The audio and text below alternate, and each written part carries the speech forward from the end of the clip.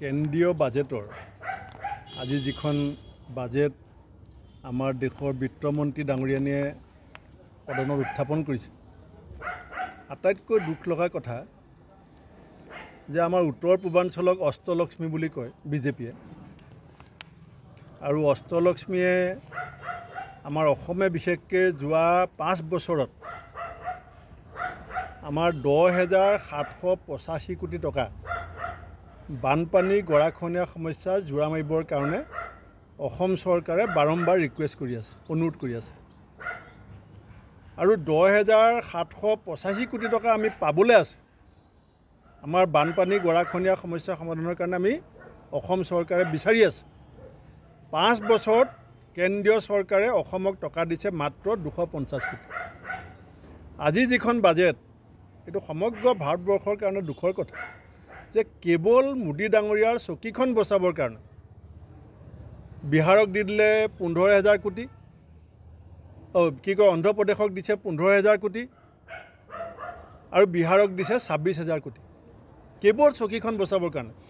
বেলেগ মানুহৰ সমস্যা কি হ'ব, অন্য ৰাজ্যবিলাক কেনেকৈ চলিব, অন্য ৰাজ্যৰ মানুহৰ সমস্যা কেনেকৈ সমাধান হ'ব, কোনো পথ নাই। 500টা আগশাৰীৰ কোম্পানীত 5,000 টকীয়া চাকৰি দিব বিচাৰিছে ইণ্টাৰ্ণ বুলি কৈ। বিজেপি দলৰ নেতাবিলাকৰ ঘৰৰ ল'ৰা ছোৱালীয়ে প্ৰথম কথা হৈছে 500টা কোম্পানীত কিমানে ইলিজিবিলিটি পৰীক্ষাত তাত উত্তীৰ্ণ হ'ব পাৰিব। টপ কোম্পানীবিলাকে আপুনি ৰিকমেণ্ড কৰি দিলে মানুহ নলয়।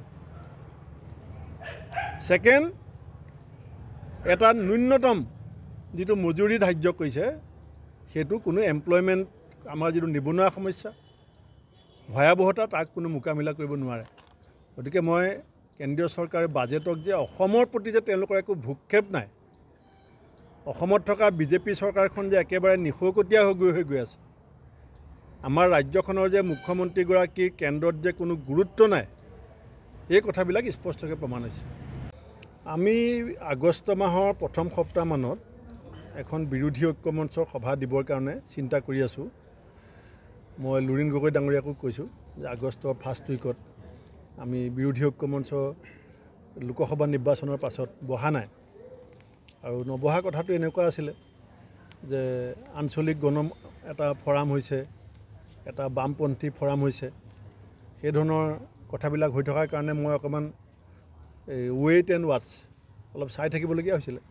কাৰণ আপোনালোকেও গম পায় যে 4টা আঞ্চলিক দলে মিলি এটা আঞ্চলিক মঞ্চ কৰিবৰ কাৰণে আলোচনা কৰি আছে, আৰু বামপন্থীসকলে মিলি এটা বামফ্ৰণ্ট কৰিবৰ কাৰণে আলোচনা কৰি আছে। তেতিয়া মই ভাবিছিলোঁ যে বিৰোধী ঐক্যমঞ্চ সভাখন অলপ লাহে ধীৰে দিম, আৰু সেইকাৰণে আমি আগষ্ট মাহৰ প্ৰথম সপ্তাহত আমি বিৰোধী ঐক্যমঞ্চৰ সভাখন অনুষ্ঠিত কৰিম, আৰু তাত চবেই কোনে কি পৰামৰ্শ দিয়ে সেইখিনি শুনি পেলাই মই পাছত আপোনালোকক জনাম।